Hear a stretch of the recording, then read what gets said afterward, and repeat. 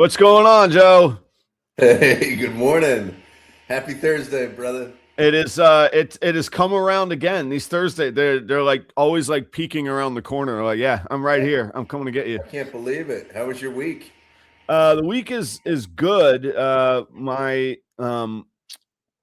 one thing ties to my week. All right, so let's just introduce the show. How about we just do that Let's first? do As a proper that. cup of Joe.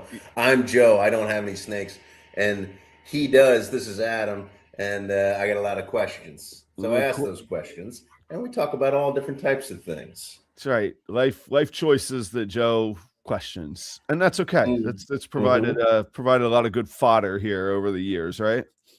Yes. Over the years, too. Over the years. Going on 3 years here. Stubborn as can be. We just keep at it. That's what happens. We just keep going. People keep showing up. We got a great chat this morning. Already been jabbed at by Jeremy, which is great.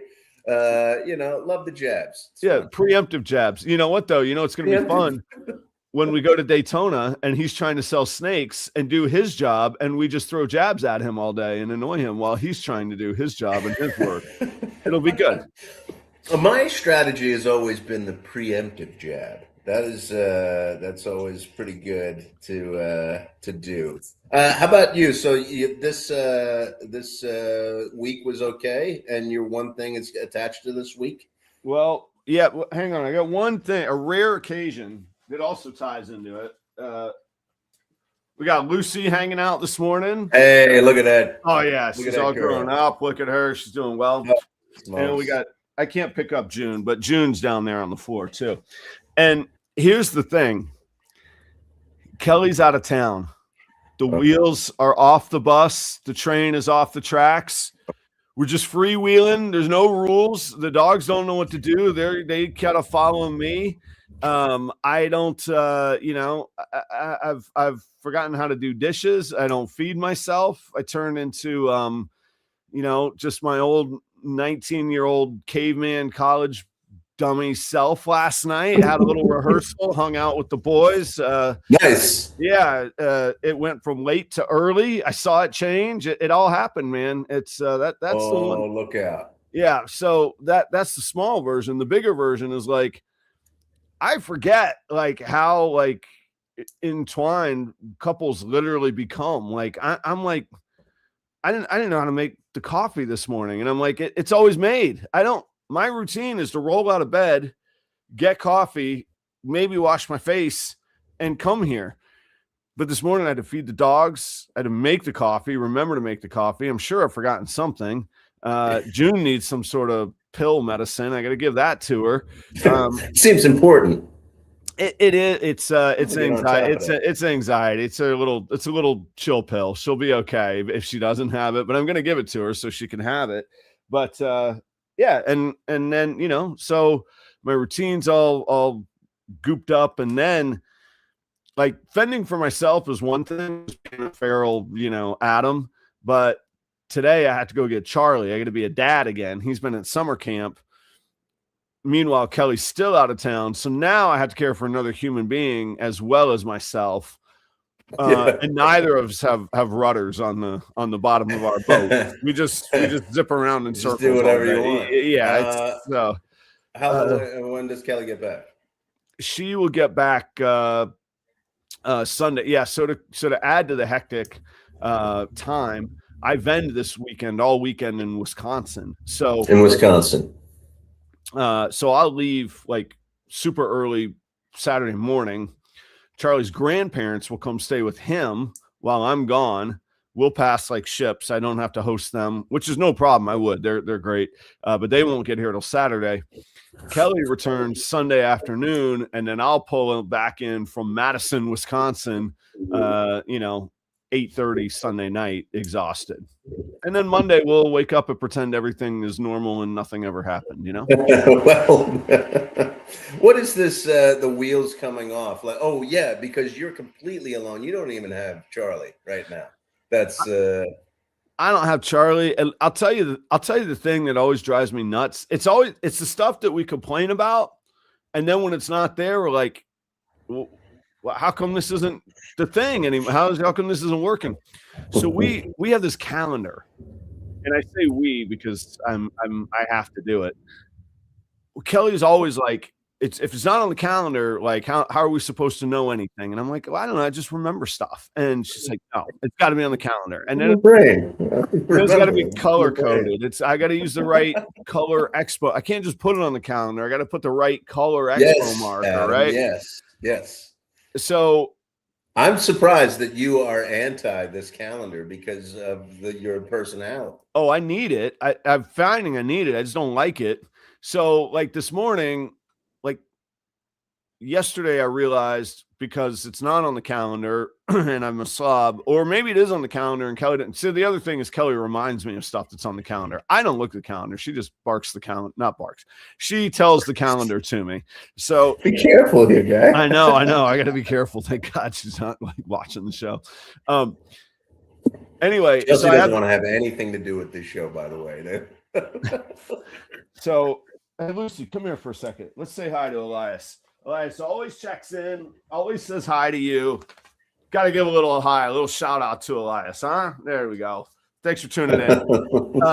So, I have a dentist appointment this morning, which I have no idea how that appointment was made or where or when. Or, I just know I had to be there, which is fine. But Thursdays are Proper Cup of Joe. And then I meet with my consulting client at 9 a.m. sharp every Thursday. Well, the dentist is in the way. And then I'm supposed to go pick up Charlie at the summer camp. I didn't know that there's this closing ceremony of a summer camp that I'm supposed to be at. I thought it's graduation. Graduation from summer. Everybody's got to graduate, right? Man, this graduation stuff's out of hand, by the way. But it is. If you're graduating high school or college, God bless you. Do it. Kudos. Good job. I don't need the graduation from like elementary school to middle school. No.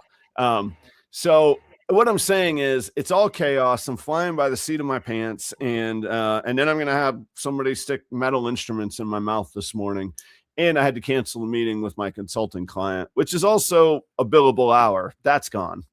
There we go. No. Right. Oh, it's getting in the way of you making some money. That's no good. I know. I got to pep up and I got to power through this, get through this tough time, this challenge that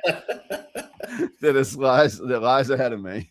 It is funny. And it kind of goes along with my one thing this week. There have been so many, it's been constant people in this house. There's 4 people that live in this house, and I work a lot from home. And then, Raleigh is here, Chelsea's here, and it's the summertime. And so she's not going to classes as much. And then, school is over for Aiden. So there's been so many people in the house for a long time. Just constant people. And I'm an introvert. Like I love having the people here and everything, but I do like alone time. Right. And for just 2 or 3 hours yesterday, there was no one in the house and I got so much done. Yeah. Oh my gosh. So isn't it weird when you have you're used to a rhythm and then school ends and you're like, did you guys do something? Like, what do you do? Yeah. There was a time when I worked 6 months on and 6 months off. Basically, I was on 24/7 for 6 months. And then you got 6 months, I checked some emails. We didn't do anything. It's a wink, wink, you don't do anything. Right. So I would go from never being at the house. I would be at the house to sleep to always at the house. And this is when Charlie was a baby or toddler, and Kelly was staying home with Charlie, and she was doing a little bit of remote work, but not much. And it was just almost the resentment of you're still sitting in your recliner. I'm like, yeah, I'm off for the next 6 months. That's a good break. It's a good break. It was, yeah. I mean, it wasn't exactly that. You had to shut down for, you had a month to shut down. You had a month of rehiring and training. But yeah, it was an interesting routine. But yeah, it took us 2-3 weeks to get back into like, okay, we're going to be around each other all the time. So I did have this time yesterday, and it was surprising. And all of a sudden, I was completely alone in the house. Got a whole bunch of stuff done. It was great, but also it was a reminder of the pending change in my life, Yeah. which is so Aiden is leaving. I'm leaving on Saturday to go to Charleston. And that will be like Aiden is moving. So like, he's not going to be here anymore. I can hardly say it. Right. Like, I know. Look at you. You're getting all choked up, man. It's just strange. So, and Raleigh is going to London, which is just such a, like, I met them when they were 3 and 5, and like, they're just grown-ups now. They're going and doing things. Like, spending a month in London is just so grown up to me. And I remember, when I met them, it's incredible. And it's a big change, which is something, and it's weird. It's just happening to me. Like, and it's something that I want to have happen, but it's not something that I've brought about. It's just happening. And it's strange. I wonder, like, are there other moments in life that are like that that are out of your control? It's pending, it is impending, it is imminent, it's going to start. There's going to be a change, and it's going to be a huge change, and it's going to change your life. Like, it's such a strange feeling that I don't have any control over, and I want to have control. Like, I want them to be here. I want them to be here and like continue with this life, but that's not the right thing to happen, so it's just really, really a strange feeling. The craziest thing for me along those lines was when Charlie was born, and they're like, okay, well, it's time to go. And I'm like, okay. And then we from the hospital. Yeah. And then we get home, and I'm like, well, we got this thing. Like, we didn't have him when we left this house. We didn't have him. Right. So we got this new human alien. We've never, and he's our only child. We didn't know. It's arguable that I still don't know anything, but I definitely didn't know anything then. And it was just like, okay, now what do we do? We're gonna sit here. And it was like, well, we're both tired. Like, do we sleep? Like, is he gonna be okay? Like, he's gonna live if we go sleep right now? Like, it's just like, that's a really. I like that you brought this up, though, because it is really like I never experienced that. Like, I never experienced that at all, because they're my stepkids. Yeah, and we live together, and so. But I like what you're saying, because it was you and Kelly figuring it out together. Yeah. It's you. What do we do now? Like, do we sleep now? And then you work that stuff out, which, actually excites me. Like, I think about them leaving, and I know Raleigh's coming back from London, but eventually it's, this is like marking off a time that's going to change in the next year, but I like that there's a possible, like, Chelsea and I are going to figure this out together. Of course. It's, we're going to go, what do we do now? Yeah. We're going to have those moments, which is, it's really something to look forward to with your partner, I guess. I think so. I think it'll be a cool stage. And I guess I never have done this, but I'm guessing on, the audience is saying grandkids, which I bet would be like the best of all worlds. Like, you get the kids, but you don't really get them. Yes, please sign me up for that. I'll take a bunch of those. But then, I worked at a different golf property where it was a lot of the members were people new retirees that have gone, that you go from all your life like accumulating money. It's all money in. It's all like your whole purpose is like, I got to make money so I could do life, so I could do everything. And then one day you go flip the switch and you're like, I just got to not run out now. And you go the total opposite direction. And so watching like the membership make decisions, watching the board debate things through that lens, it was I'm sure it messes with your brain. I'm not there. I don't really, we talk about it a lot, but I'm sure it's not, I don't know. I don't quite comprehend that. So I think that would be another example, but I don't know. I haven't experienced that yet. Yeah. It's just exciting, and it's exciting, and it's nerve-wracking, and it's just like, well, what's gonna happen now? Like, what? How will things change in my life? But also, like, I'm excited for them. Like, my greatest joy as a parent is to watch them become more and more independent. That's right. Yeah. Over time, yep. And I think that to me is like that's the biggest question of parenting, is offering support or stepping back and having them become more and more independent. And like, I'm finding myself like, I don't want you to go. Yeah. But also, like, I'm so like happy and ecstatic. Of course, right. More independent. So even that is like, it's all of these feelings twisted up. Yeah, you got the hormones of a teenager all of a sudden, man. You don't know what to feel about things, man. No, it's just exciting. It's fun. I'll tell you what you need is you need a little snake hobby, Joe. It's becoming time.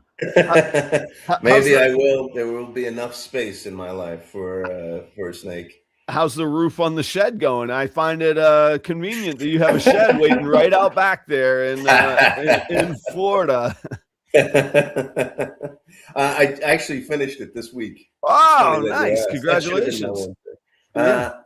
Yeah. Congratulations. It only took me 6 months to put some shingles on. I thought it was a year and a half. So you're way ahead of schedule. So it's not too good though. I had to put the caps on the top of on the roof, and I don't know. We'll see how long they stay up there. I might have to go up there in the next year or so. Yeah, say you got a hurricane season to help you out, so you'll know. You'll figure it out. You want to check out the coolest ball python in the world this week, my man?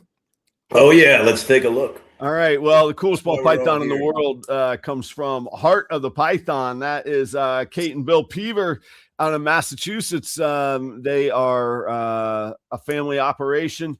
Kate is breeding Monarch and Puzzle projects. Bill is working on Monsoon, and the girls have Sunset and Clown as well. And then they have their Heartline program, which is, you can follow them on TikTok.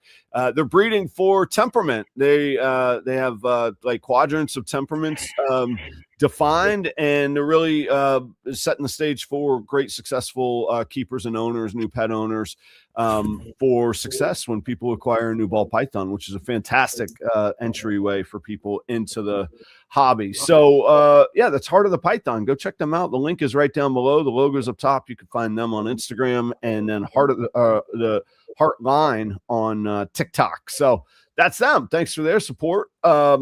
Check this out, Joe. This comes this week from one of the legends, one of the OGs, as we would call him, I think, as I understand that term.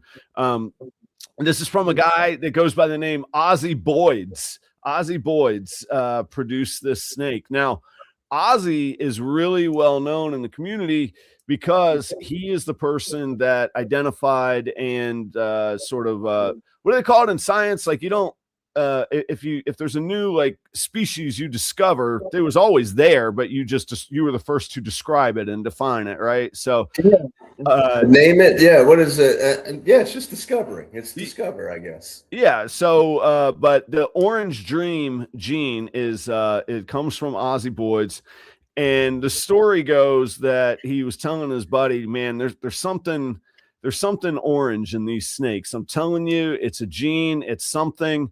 And his buddy was a little bit doubtful. And he said to his buddy, man, I got this dream. I'm going to make $1 million on this gene right here.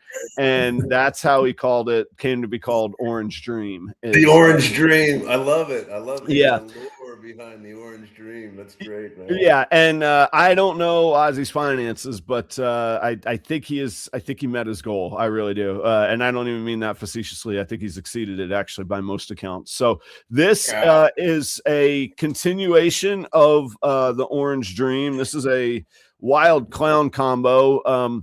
The picture is one of these that's like in focus in some parts and not in other parts. So we got to deal with it here. And I know that you and I might have a little challenge with contrast sometimes too, but the oranges, the purples, sort of the, what do we even call that? Like almost like a gray brown in there too. Really cool snake, really eye popping. The pattern has been just demolished. It kind of turns almost to, it goes from really defined at the head, and the farther back you go, it just kind of all fades out. It's like a fade out on a Pink Floyd ending of a song. It just plays till it. Do songs fade out anymore? I don't know, but that's kind of what it's doing at the end. But the vibrant orange with the dark gene contrast in there is really cool. So, Joe, we would be here all day trying to explain this breakdown, but I'll tell you, it's a super Orange Dream. So it's got 2 copies of Orange Dream. Yellow belly, which really generally is seen as a gene that's going to brighten the brights up and bring brightness and contrast. Then it's a line of black pastel called Barnhart Black Pastel. So you got your regular black pastel, you got Barnhart Black Pastel. Barnhart, yeah. Leopard, which is a darkening gene as well. And then Cypress, which is seen as another brightening gene. So there's all sorts of play of dark and bright here, maximizing brightness, heightening contrast, and then 2 doses of the Ozzy Boyd's Orange Dream. That's this week's coolest ball python in the world, Joe. What do you think of it? What do you got to say? What's it? I've heard Barnhart before. What is that? I can't remember. Can you explain what's the lore behind that? There's a gentleman that his Tom Barnhart, I believe. Somebody will correct me. I think it's Tom Barnhart. And actually, I've never had him on the show. I'd like to get him on the show. But he's a breeder that's been around for a very long time. And much like Ozzy Boyd said, hey, this Orange Dream thing, this is a gene that I can prove. It's genetic. I want to name it, define it. Same thing with the Barnhart Black Pastel. I think he thought it was regular black pastel, and then they found it's genetically different. And so you get to name these things as you choose. So he kept a nod to black pastel, but it's the Barnhart line of black pastel. This snake is reminding me for some reason of when I was a kid and I played with G.I. Joes. It's like G.I. Joe colors or something. the little, like the plastic skin tone of the G.I. Joe. Okay. This is the G.I. Joe snake. This is awesome. And there's something very nostalgic about it, even though it seems to be innovative. I mean, Orange Dream, I guess, is innovative. Huh? I mean, it's been around for a while. Got you. Okay. 15, 20 years, but it's also a mainstay. I mean, I think the third hatchling I bought was Orange Dream, man. Like it's a core ingredient kind of thing, Yeah, this is awesome. And I would give this 2 full cups for sure. The fade out. You talked about a fade out. There should be. Do you like the fade out in music? Let's start with that. Let's start with fade out in music. I think the best fade out of all time is probably the jam of Hey Jude that you never really want to end. That's a great one. So yeah, I love that one. Other times I'm like, okay, guys, just let it go. It's done. We can wrap this up now. That's usually what I think. And you mentioned Pink Floyd too. I'm obsessed with this song recently called Fearless. Do you know the song Fearless by Pink Floyd? I don't think so. It's like off the Metal album. It's like the albums instrumental. before Dark Yeah. Side of the Yep. Moon. I do like you know what, I've heard it because actually I like metal a lot because I could just put it on and listen in the background, but I don't think I can name a name of any of the songs though. There's Pink Floyd has long fade outs. Right. I mean, one of my favorites, and even intros, one of my favorite songs is Time. And I'm like, every time it comes on, I'm like, fast forward 2 minutes so it gets to the actual song. Right, let's skip the ticking clock. Yeah. This is a good fade out. I like this. I'm bringing it. You see how I'm bringing it back full circle. Thank you. We needed it. Yes. Yeah. And then we'll bring it back to Snakes, this is a really nice fade out because, and I like that you introduced me to the lore of the Orange Dream because that's what it becomes at the end of the Snake, which is really nice. It's more prominent than at the end of the Snake. Yes. Well, and just in this particular one, it definitely shows in different ways across different combos. But yeah, that's there you go. I like the philosophical appreciation, Joe. That takes I do. I actually you know to ask somebody that doesn't have snakes to sit through this level of inspection is like, it's like a wine tasting that gets out of hand and somebody's it's too much sometimes. I do like, because there's even this one, you said like 18 different things that this snake is, right? Which I know I've heard all of those words before, but I like coming up with my own stuff, like the G.I. Joe thing. This is a G.I. Joe snake. Yeah, I'm gonna look back and go, oh, G.I. Joe snake. So other than G.I. Joe himself, and what was the bad guy's name? Cobra. What was another character on G.I. Joe that we could apply the name to here? Is there another character we know of?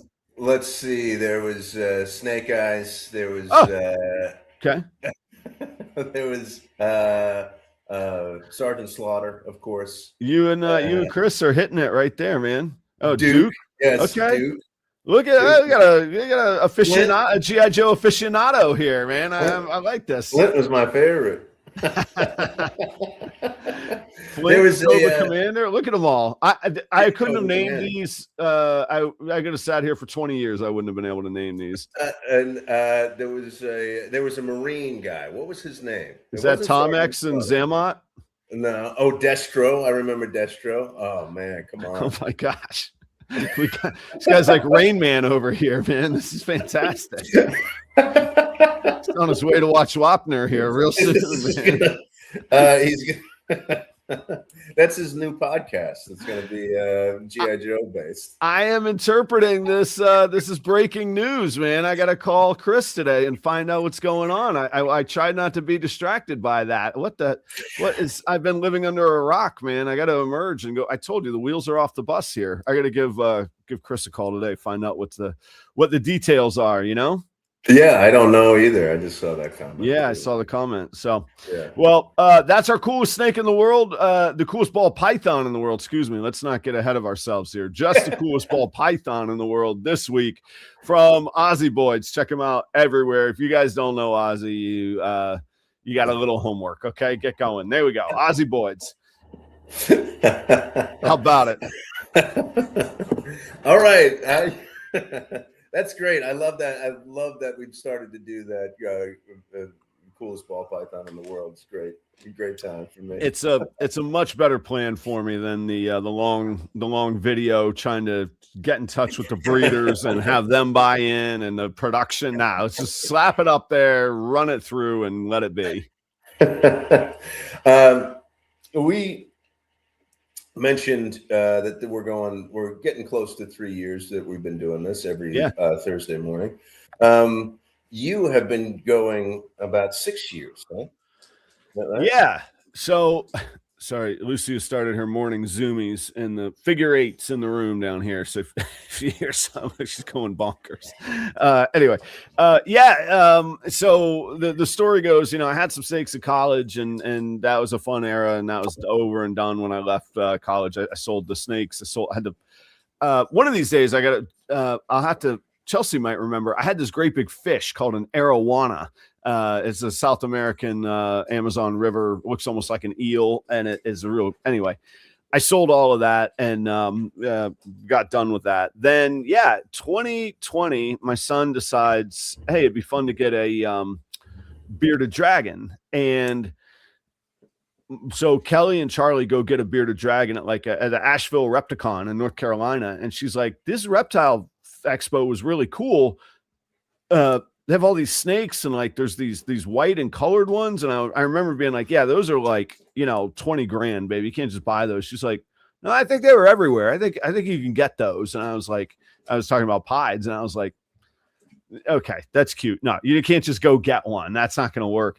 And then, so like I start Googling and I'm like, you could just go get these now. like the 20 years had passed. And so like, wait, I didn't know this about this story. It was actually Kelly Kelly and Charlie got the bearded dragon.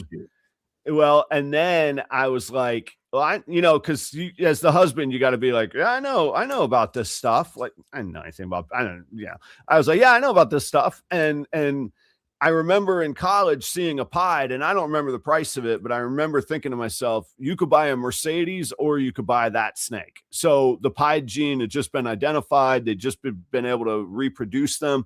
They actually thought pieds were sick and ill. Like they were like, those will never live. Get rid of those when they first started importing them, And so anyway, and then I discover Morph Market and I see that not only can you get these, you could get them like mailed to you. Like you could just have them. You could just click a button, pay your money, and bam, they're going to be there. So yeah, that was the very start of that was April of 2020. We'd all been sent home from work. We got our little hey, you're going to get paid, but you don't, you're going to not come here. And what do? We go buy a snake. As some people made sourdough bread and we bought snakes. Chris paid $11,000 for his first pied, man. Oh gosh. Right. So yeah, and so that was April. That was April of 2020. So yeah, just over 6 years now, and kind of the more and more I think about it, the crazy life change. I mean, I left restaurant operations. I have the consulting company, but I also own a car wash. I did a tour yesterday with a colleague that was in town, and I was like, we stood in one bay of the car wash. I was like, this is how it started, and now let me walk you into the, it's just this crazy crazy world of what my life has become. But yeah, right. 6 years, man. Now there is a saying that is out there that and you're about at that point that says 10,000 hours of practice makes you an expert. Yeah. That's at 6 years is about, if you look at it like 40 hours a week, it's getting to be, well, you do more than 40 hours a week. You're getting to be about 10,000 hours. Yeah. So if you said full time is 2,000 out, 40 hours a week, 50 weeks a year, you got 2,000 per year, 5 years, you're at 10,000 hours, blah, blah, blah. Yeah. So yeah, Malcolm Gladwell puts forth this idea. He's in Outliers. He says, look, if basically the secret isn't, learning it isn't, you can look it all up, you can learn it all, you could see how to do it. The reality is you got to go do it. You got to put in your 10,000 hours, right? Yeah. Playing guitar, whether you're programming computers, whether you're raising kids, you're going to start to feel like you know what you're doing after 10,000 hours. And yeah, so there's like this, and I haven't been full-time in some regards ever, but in other regards, yeah, I sit there in my dreams figuring out what I'm going to pair together, So yeah, I'm kind of at that mark where like this year has sort of felt like, and I always hesitate saying this, even in life, when I think like, okay, I kind of got life figured out a little, like I got a good thing going. Something hits the fan. You know what I'm saying? Something comes along, flips the whole apple cart, things go sideways. So like, I don't really let myself say that, but yeah, I find myself going, no, okay. So for example, these shows this weekend, the shows are coming up. I know A, I need to prep for the shows. I need to change my work routine, but B, I need to prep for the shows from a marketing standpoint that basically no other vendors are doing. So now I'm going to have this leg up because I will have flooded their social media with Proper Royals propaganda and marketing. They're going to feel comfortable coming to see me. They've seen the snakes. I got these new vision kits that everybody seems to love, which is great. I'm thankful for. So now there's this, but like I've got like yesterday, I was like, I had to go to bed. I'm going to stop answering these. There was 13 messages I answered this morning from these ads. And that's like a little piece of just like, I could tell people that all day long, but it doesn't take 10,000 hours to learn that piece, but that's one of those pieces. And you learn a million of those pieces, you know? So anyway, that's, so would you, this is an interesting question. Would you consider yourself an expert based on the 10,000 hours? No. However, I would say I'm an expert at my business model. So managing the costs and the overhead, managing being able to wake up in the morning and not panic that I've blown my life savings, being able to balance, okay, here's the reality of what the snakes can provide or are providing. Here's what I need to make up the rest of, and here's how I could keep that in balance and not have one cost the other one kind of deal. So in that way, those mechanics of it, the logistics, so to speak, yes, I do think I've become an expert on. Yeah. Understanding people, snakes, interacting, you know, as much as I just said, like, I feel like I have my life in order, like, not forgetting I have a dentist appointment and having to cancel consulting meetings in the mornings. You know, those things, it's still all a blur. Like my focus is you know, I have the attention span of a 12-year-old. So it's, you know, it's still a challenge that way. So I never read Outliers. I should probably read Outliers because I'm sure that there's a lot more to this quote than what we're just talking about.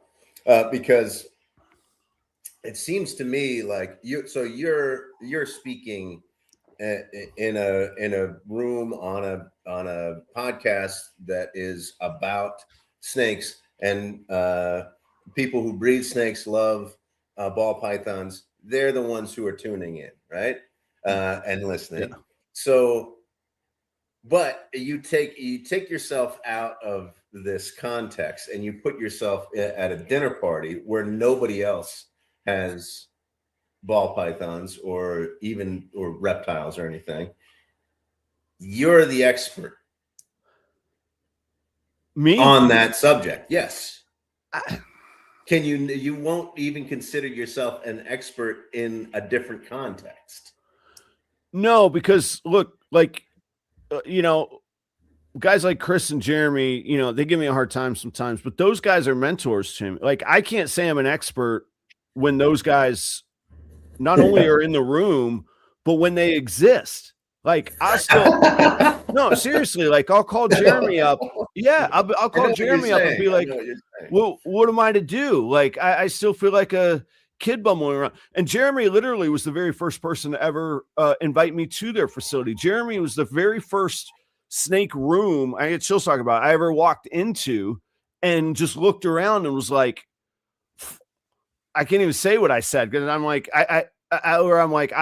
what am I even bothering with if this guy, you know what I mean? And Jeremy has people that he feels that way about. And, you know, Chris has people he looks up to that way, you know?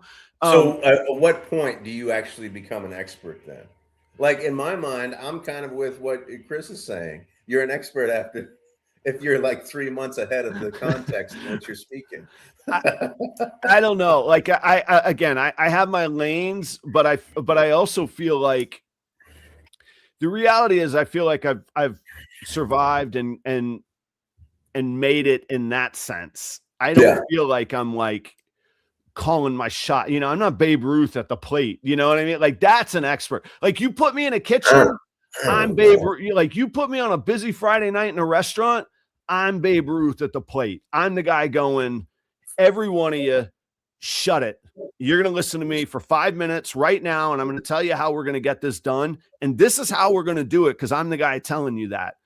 That's an expert. I can't say that. At what point in that former career of yours did you go, I'm the expert here? Man, I was probably 10 or 12 years before I had that swagger and that confidence that I just conveyed right there. Like that's a different Adam. That's a different person. And it's real, it's legit, and it's believable because it is real and legit. That took me a long time to get to, though. That's not who I am right now in this world. Yeah. And okay. Yes. Do you think let's say 12 years, then we're talking 20,000 hours. You think in 12 years, you're going to go, I'm an expert now? Yeah. And I don't ever think I would say that. I think I would say, look, this is now proven. This is a proven method. This is a way to do it. I'm telling you how it can be done. That's another, proof will be in the pudding in 5 or 7 more years. I like what Chris said here. If you do know more about something and you can share it and help somebody, that's a but not in it. See, I'm thinking that Chris is saying, yes, you're an expert because of this. You have you have more knowledge than the other person. So it's a lower bar for being an expert than what you're talking about. Yeah. I feel as though you guys are saying the opposite things. Yeah, I mean, some of it's semantics. Okay, what do we define an X? Blah blah. That's boring. We don't want to get into that.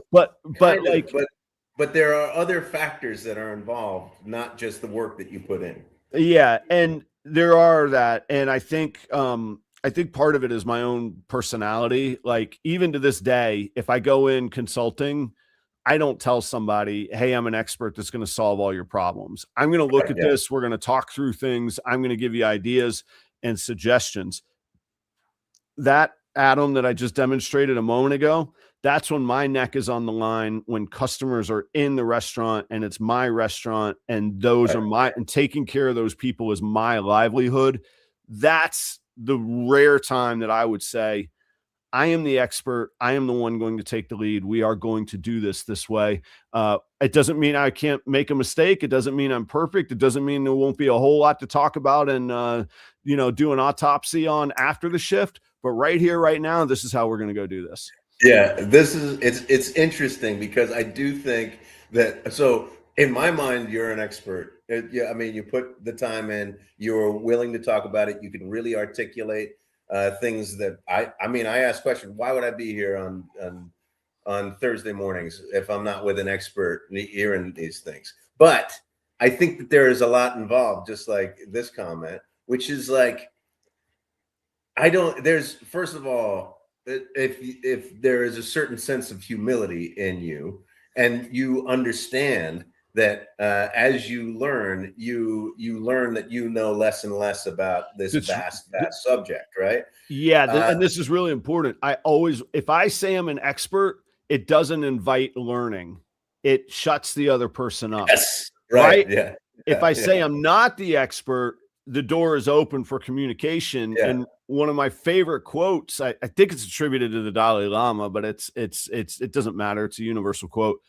You can't learn if you're speaking. If you shut your mouth, you can then learn and you can become better and you can grow. So shut up sometimes, so sorry. And I know that you were in the middle of connecting some dots, but that was like that aha thing. If I say I'm the expert, it shuts down opportunities to learn and to grow.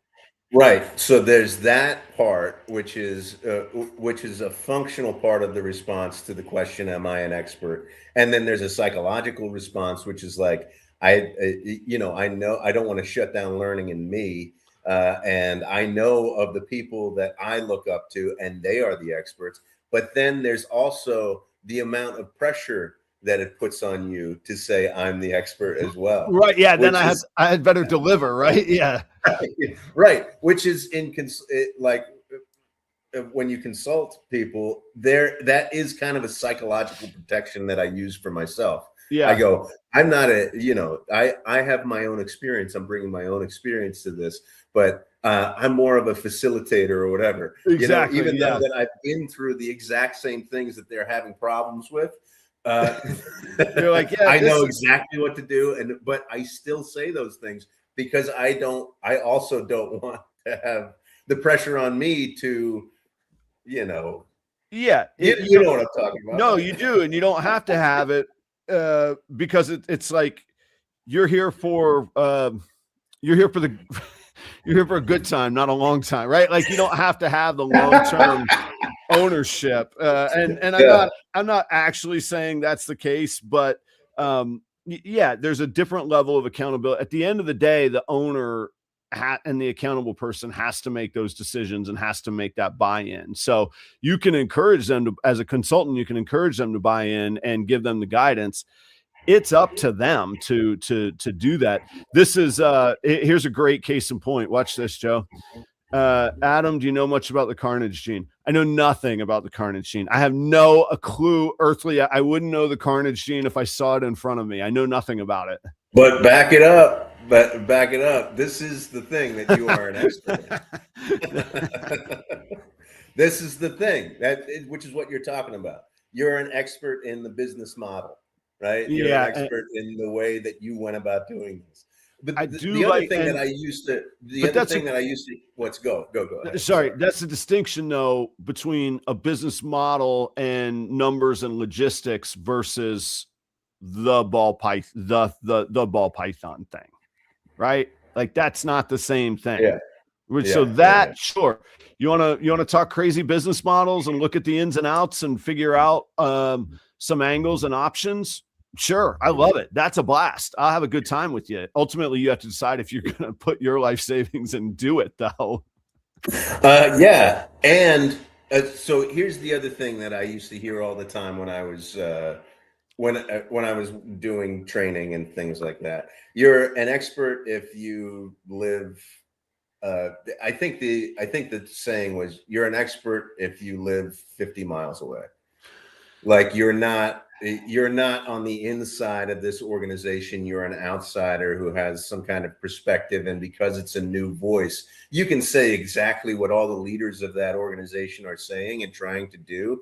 But there's more value. There's more weight put on your words because you're just a different voice, which really kind of stinks, right? Like, because there's a way that you can take advantage of that. Yeah. And then there's a way that can really reduce what people think of actual experts, that's a whole like different layer too. Like, I don't know, is it the layer of an onion or a ball of wax or whatever? Like the whole like expert from a distance thing, it's very real. If an audience, what we're talking about, say like in your corporate setting, if you have somebody from,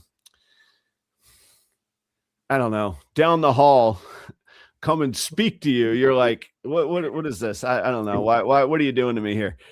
But if you have the guy, if you're in Jacksonville, Florida, and you have the woman or the guy from another company from Miami that this company is going to bring in to speak to us, well, they must know all this kind of stuff. And I actually think, Joe, there's a psychological layer to it that goes something like, wow, this person is really successful. Our company wants to bring them, and they could step away from their success and not worry about stepping away from their success. And they're able to come talk to us. They must really, like, there's that psychological layer. It's like the Mark Cuban thing. He strolls around in jeans and a t-shirt, and it's like, wow, he's a billionaire and he's able to not care so much that he could just dress like house slippers and, jeans and a t-shirt. Like it conveys this psychological thing. Like he does it because he can, and because he can is because he's so successful. And it's a weird thing. Like the corporate speaking and presentations and like guest lecturer. What a great title at a college, right? Like it doesn't actually require any sort of background. Our guest lecturer, I used to at App State at the hospitality department, I would be the guest lecturer, man. Food and beverage director from Banner Elk is here in App State in our classroom today. Mr. Adam Shirah, your guest lecturer. Like it's this weird thing, man. The expert from elsewhere. It does. Yeah, it's got weight, man. So here's another aspect of expertise that I think is interesting as well when we think about this. Well, first of all, you can put in 6,000 or 10,000 hours and still not be an expert, even if it is. I mean, you can waste those 10,000 hours as well. So and not really be learning anything. Yeah, people lie to themselves, right? And go, yeah, okay. So that's number one. Number two is, I think, also the subject itself. Like if the subject that you're supposed to be an expert in is vast, like let's see. Oh, so I go to like pub trivia with Chelsea, right? Yeah. So the category is history. Oh, like please get on the soapbox because go ahead. This happens to me too. This is ridiculous, by the way. Go ahead. And then and people on the team go, oh, Chelsea, you're going to be good in that round because she has a PhD in history, right? Right. So, but she has a PhD in a very specific, like genre or era of history. Yeah. So, and even in that era, it's super specific, right? So, like, but they're depending on her to be the expert in history. So, and like, if the subject is vast in that way, yes, you're not. I don't know if you could really call yourself an expert in history, right? An expert in, Reagan era cultural history, maybe. My father said something because I have not a PhD. I have a bachelor's degree in history. And my father said it was almost patronizing. Not almost, it was patronizing. He was like, well, you know about history. And I'm like, do you know what a stupid sentence that is? I know all about history. There's no possible way to know all about history. I know about 19th century frontiers in Latin and South America and 2 points of the Atlantic slave trade. That's what I know about. That's what my focus is in. I know a bit about 40 to 50 years from the middle 1800s. A little bit. That's not much. And I like frontiers. So I like the Wild West version of that in Central and Latin America, South America. That's it. Completely darn near useless. I will tell you that. So yeah, great point that like, you can't just be like, oh, or, oh, you're a computer guy, you must know this. Like that's as dumb as saying that. Like you can't know everything, like it's not possible. So, all right, then where what is the boundary that goes from experience to expert? No, I think I'm getting to a point where I'm very, very suspicious of the word expert. Right? Yeah. But I use it a lot. Like I'll leave that, like if I'm working with an organization and I say, well, this is how organizations work or whatever, or in my experience or whatever. And then somebody says, well, what should I do? I'll go, well, you know better. You're the expert. Like I'll use the word, but I'm starting to become more and more suspicious of the idea. But I use it in a way where it highlights their experience. Right. It does have to be presented in the right way because it could be a really patronizing thing too. Oh, you're the expert, and of course, like you're setting a trap. Yeah, it's like somebody being like, oh, you know everything about history. You can't do that. Elias brings up a great point too. The irony is, if you get to an expert level and you stop, you will almost inevitably immediately become not an expert because things change. because of the nature of change. Right. Yeah. And I think an expert would recognize that. Yes, you would have to, because you wouldn't be an expert if you didn't. You'd be. Right. Is there any subject where that is not true? Oh, I don't know. I mean, I'm sure, I guess ancient languages aren't still evolving. I guess the study of Latin is Latin, I guess. So, there's probably not new hip words in Latin anymore. I don't know. But still, I mean, even linguistics is changing like that. Like the interpretation of ancient languages can change. Yeah. Yeah. Right. Yeah. I don't know. I do remember thinking, this is funny, and probably has happened to, in my mid 20s, early to mid 20s, I was doing pretty well for myself, that I thought. And okay, I've been at Ruby Tuesday for 10 years. Like I guess I was an expert at Ruby Tuesday. Like I was pretty good there, but what I found, especially working with people, was there's this cycle. So restaurants primarily have like 18 to 26-year-olds. You got a few outliers. You got the owner's kid washing dishes. He might be younger. And then you got the lady that she's just a lifer. And so she might be older, but 80% of the people, you got this 18 to 24-year-old group of, and if we all think and look back on ourselves at 18 to 24, it's a blast, but it's total chaos with no self-realization that life is total chaos at that time. And so I figured out how to lead and manage these folks, and I got pretty good at it. And then one day it was like, wait, some new this is the crap's all changed. The words have all changed. The motivation has all changed. They used to be here drinking for beer and chase each other's tails. And now they're here working for, something. It was just this whole new, like every 5 years, it would be like, I got this. And then on like the 5th year and one day, it was like, what happened to me? Isn't that funny? I've become obsolete. I got to start over again. I wonder if Elias, do you see that in like the classroom? I wonder if teachers in the classroom are like, yeah, I have these stretches of like 3 years that I'm really good. And then it's followed by 2 years of not knowing what the hell's going on because they're all different. That was kind of my routine. I'm getting like, we've been doing this for 3 years, ever since, we started. I've been teaching college classes and everything. So good stuff. And I'm always like excited, and I usually have a really good time with the students. This summer course that I just taught, I didn't connect with the students the way that I normally do. And I'm wondering how, like, if that's a change in the student population, and now I have to like recalibrate. You got to get go. Okay, we're hearing some empathy and understanding here. It was I remember the very first time it happened, I was like, I just didn't know what to do. I was like, that guy that was in the episode earlier where I'm in control in a restaurant was like, hello, anybody here, like anybody here, McFly, I'm like, what is going on? All right. Well, so 10,000 hours. Do we care about that? Is it, sorry. Here's the one thing I will say before we wrap up.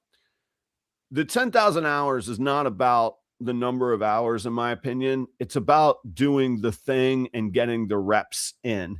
It may as well be called 10,000 failures that you learn from and get better, and 10,000 things that you learned is really what it should be. Because, and I'm not talking massive failures. The goal is never to have the massive failure. I'm talking about the little things that drive you nuts and you go, that's how I fix that. That's how I fix that. That is no longer a problem. Now I have this thing. Now I'm going to solve this. And you do that for 10,000 hours. Or if you want to grow your Instagram, you got to go do it. You can't just plan and study for 10. You got to do it. You got to put the 1,000. I mean, my Instagram, I looked the other day, 2,500 posts. What the hell have I posted about 2,500 times? I don't know, but I got the moves. Like I know what, I don't know, but I have an idea of the kind of stuff I want to put up now, but you got to go do it. You got to put the time in and actually be doing the thing, not just faking, saying you're learning. Like Oh, I'm learning. Yeah. I'm analyzing. That is the worst form of procrastination. I'm preparing to get ready. Okay. That means you're doing nothing. You're doing nothing. Go do it. And the good news when you're going to go do it is nobody knows and nobody gives a damn and nobody cares. So if you suck at it, nobody's going to know anyway. And if you happen to be really good out of the gate, well, what a bonus. Congratulations. But otherwise you got to get down to the work and do the dirty stuff. So there you go. There's my 2 cents on that. You mentioned, we're at the end here, but you mentioned even before we started talking about this, how like, and I think you were talking about like your home, like, I need to, show that I am, I know what's going on. And, I'm kind of, you mentioned something like that, right? And that is the nature of, I think, humans, or maybe men, is that to throw up a whole arc of BS to show people that they know what they're doing, which is also like the trap of understanding and listening to experts as well. Like, really, what do you really know? Is this an arc of BS that you're trying to throw up at me just to show that you are knowledgeable about one thing and you know what you're doing in your life? How much of your expertise is actually just a front? Yeah. So I'm getting more and more suspicious of this word now. Well, and I love to take things back to music. Just because somebody can play a bazillion notes in a minute, they might physically be able to shred on the guitar, but if they don't have any soul, B.B. King could play one note with more soul than most shredders have. You know what I mean? Like, if you don't have the tone, if you don't have the soul, if you're not connecting with the audience, so there's the nuance. There's much more. I guess we're getting to the fact that there's much more to this than just putting in the hours. Yeah, than just the hours, than just the facts. To really, really simplify it all, one of my favorite sayings, and I don't know who to attribute this quote to, but knowledge, it's kind of the difference between knowledge and wisdom. Knowledge is knowing that tomatoes are technically fruits. Wisdom is knowing that tomatoes don't go in a fruit salad. Right? Okay. So you can have the fact, but then you have to know how to apply it to life. And then that's whether that's music, that's even the ball pythons. Like, I'm not going to name names because I'm not going to just dump on people. There are breeders that are incredibly, incredibly knowledgeable and almost, eidetic memories with genes and morphs. They're awful people. Like, and they haven't succeeded. I mean, it's factual, man. So there's the knowledge and the wisdom versus part of it, so I think maybe when you start to get the wisdom is when maybe you're an expert. So I'll leave it there. There's my goals, personal goals. Yeah. Tomatoes. Don't put them in fruit salads. Yeah, that was fun. Thanks for good. Yeah, it was fun. And thanks, chat. There's a lot of good stuff this morning. Go. I was going to say, thanks everybody. I got to catch up with Chris. We got to find out about this retirement. It's also those of y'all that are still here, please check out Deeds Not Words 2. That initiative's still going. Chris, are you still there? Where are we at? Did we crack the 10? Did we crack the 10K yet? And I say we, like I had a huge part. I had a very small part, but that is still going. I think July 4th is kind of the target on that, but maybe through July. You guys can go to thefatmannation.com. There's a link there to donate. You can participate in the tiers, or you can just go, you know what? I'm going to skip my Starbucks today and give $10 to a killer cause that is initiated right here in our community and by really good people. Chris and Jay there. So anyhow, ends July 18th in Gettysburg. There we go. Okay. So we got the countdown. We got to make a push. All right, Chris, I'm going to give you a call later today, or I'll text you. We'll figure out a couple shirts. A couple shirts will get us over 10K. Joe, do we need some shirts, man? Do you and I need some shirts? I think we need some shirts. We need a couple shirts. All right, Chris, Joe and I are each down for a shirt. We need a couple shirts. We're going to get there audience, you guys go get a couple shirts. All right, guys, this is a really easy. If you don't know what I'm talking about, again, go check out fatmannation.com. It's an amazing cause. Every penny of everything raised goes to the cause. There's no admin fees. There's no disappearing, padding people's pockets with money. Legit, excellent cause here, headed up by Chris and Jay at Green Line Morse as well. Take care, guys. We'll do the same thing, same time, same place. Joe, thanks for putting up with this for so long and keeping at it. Let's do it, man. I'm not putting up with this. This is fun. Thanks, everybody. Have a great week. All right, guys. See you soon. Everybody wants the outcome. Very few will go through the process. When you think about someone living their dream, I am living my dream. If your business model isn't working, you've got to change your model. You might be all by yourself on that route, but the view's pretty damn good from there. New breeders have no idea how long 2 years is. Imagine 3 years, even 10 years. Stop chasing other people's dreams. Make your own. When the going gets weird, the weird turn pro.